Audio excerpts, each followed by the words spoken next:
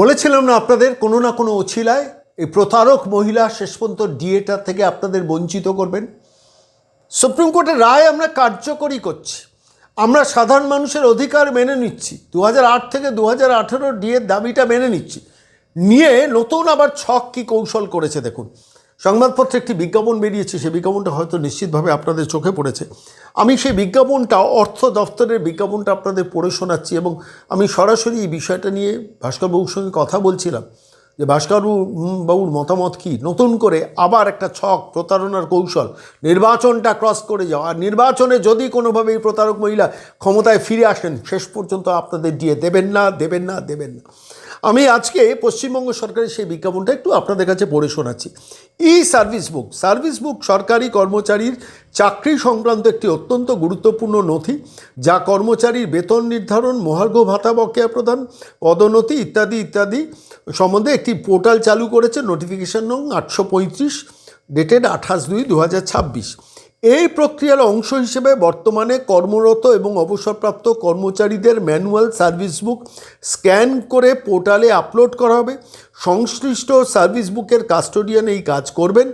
এরপরে সংশ্লিষ্ট কর্মচারী তার চাকুরি সংক্রান্ত তথ্যাদি HRMS মডিউল এই সার্ভিস বুকে পূরণ করবেন এবং সংশ্লিষ্ট কাস্টোডিয়ানকে জমা করবেন, যিনি যাচাই করে তা অনুমোদন করবেন।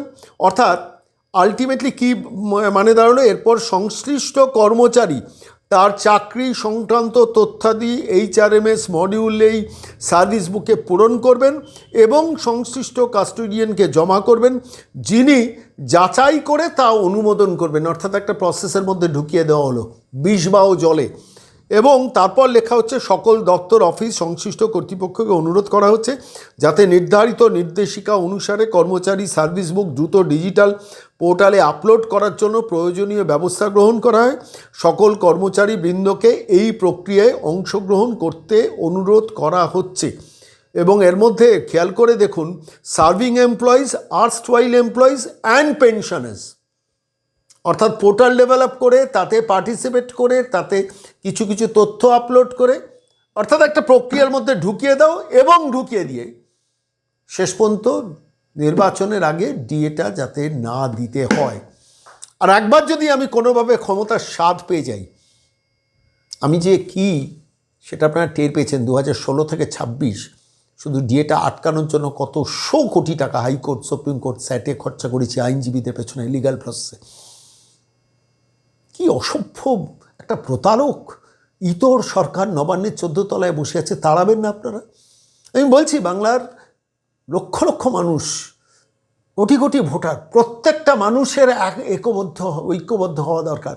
এই মহিলাকে তাড়ানো নতুন ছক তৈরি করেছেন এবং নিশ্চিতভাবে ওই হরিকৃষ্ণ আলাপন বসে আছেন না পরামর্শদাতারা, কোটি কোটি টাকা যারা সরকারের ধ্বংস করছেন মাইনে নিয়ে, তারাই সব কীর্তিগুলোর পরামর্শদাতা, প্ল্যানিং করে দিচ্ছেন।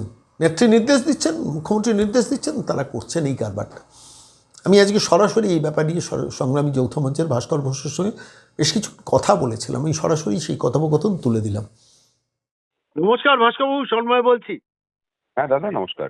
হ্যাঁ বলছি, সংবাদপত্রে একটা বিজ্ঞাপন, বেশ বড় মাপের বিজ্ঞাপন, অর্থ দপ্তরের বিজ্ঞাপন, এবং সেই বিজ্ঞাপনে এই মেসেজটা দেওয়া যে পোর্টাল ডেভেলপমেন্ট হচ্ছে, সেই পোর্টালে কিছু ডকুমেন্টস আপনারাও আপলোড করবেন, বিভিন্ন সেগমেন্টে কনসার্ন ডিপার্টমেন্ট সেগুলোকে চেকিং করবেন। অর্থাৎ এই বিজ্ঞাপনটা দিয়ে আজ পর্যন্ত গত 10 বছরে এই বিজ্ঞাপন কোনোদিন এই ডেভেলপমেন্টের জন্য দেওয়া হয়নি। দেখুন, ডিএ, আমি একটা যে কথা বুঝি সেটা হচ্ছে, ডিএ এর মামলা চলছে সুপ্রিম কোর্টে, ঠিক আছে, কিন্তু ইন্ডিভিজুয়াল প্রত্যেক সরকারি কর্মচারীর যে ডেটা বা যে তথ্য, সেই তথ্যটা তো আপলোডেড থাকে নির্দিষ্টভাবে রাজ্য সরকারের নিজস্ব সিস্টেমের মধ্যে, সফটওয়্যারের মধ্যে।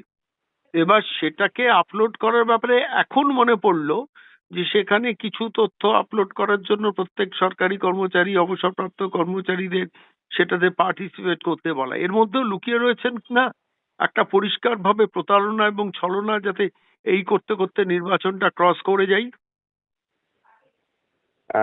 আপনি ঠিকই ধরেছেন, অ্যাঙ্গেলটা সেরকমই আর কি। হুম। এবং আমাদের কাছে অর্থ দপ্তর থেকে যেটা বলা হলো, মানে অর্থ দপ্তরের কিছু আধিকারিক নাম মানে প্রকাশ না করে তারা জানালেন যে এই ধরনের ষড়যন্ত্রটা এটা যারা উপদেষ্টা মণ্ডলীতে বসে আছেন, আলাপন বন্দ্যোপাধ্যায়দের মতো লোকেরা, এটা তাদের মস্তিষ্ক প্রসূত। মূলত বিষয়টাকে ডিলে করতে চাইছেন তারা। তবে একটা বিষয় ঠিক, যে 2016 পরে থেকে সমস্ত তথ্য কিন্তু অনলাইনে আছে। ই পাসবুক থেকে মানে আমাদের সার্ভিস বুক থেকে শুরু করে সমস্ত কিছু তথ্য কিন্তু আপলোড করা আছে।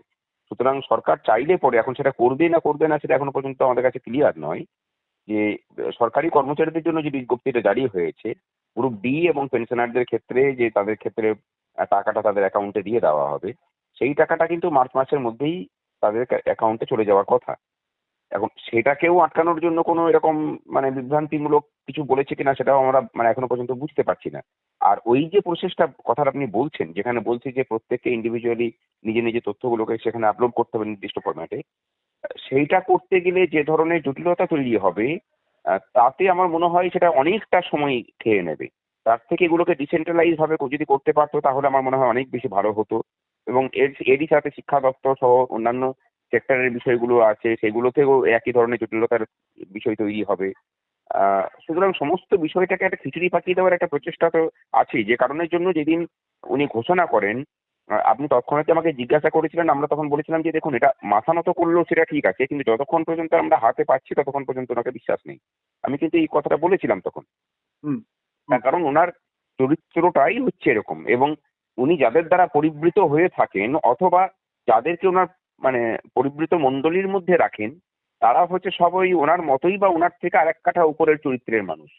মানে যেখানে খল, যেখানে মানে বদবুদ্ধির মানুষরা সব এক জায়গায় হয়েছেন, এইরকম সম্মিলন, মানে অসভ্য বর্বর কুচক্রী লোকেদের এইরকম সম্মিলন আমার মনে হয় না ইতিহাসে খুব বেশি কিছু ঘটেছে বোধহয়।